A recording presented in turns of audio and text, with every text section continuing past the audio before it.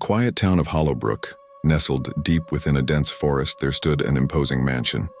Its grandeur was undeniable, a testament to an era long past. Locals spoke of it only in hushed whispers, and children dared each other to venture near its eerie grounds after sunset. They called it Hollowbrook Mansion, a place where darkness and dread held sway.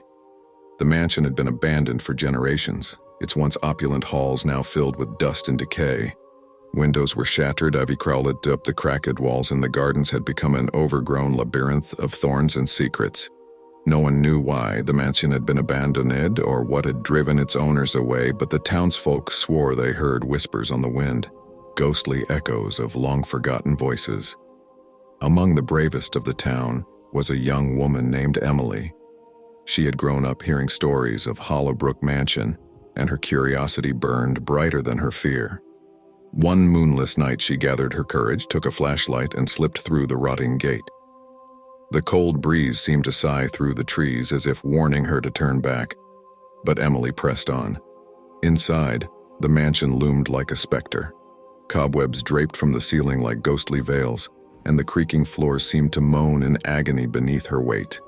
Shadows danced across the walls, and strange symbols etched into the woodwork whispered of forgotten rituals. Emily's heart pounded in her chest, but her determination urged her forward. As she ascended a grand staircase, she heard a faint melody, a mournful piano playing from a hidden chamber. Its notes echoed through the empty halls, drawing her closer like a siren's call. Emily followed the haunting tune until she reached a door at the end of a dark corridor.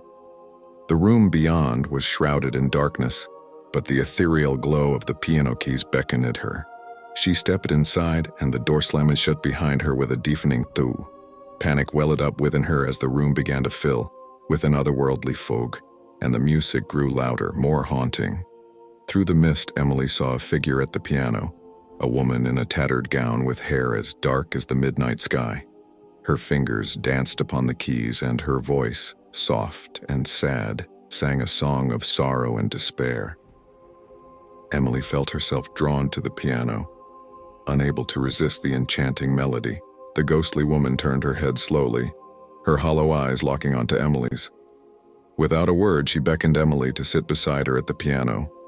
The young woman's trembling hands found their place on the keys, and together they played a melody that transcended time and space.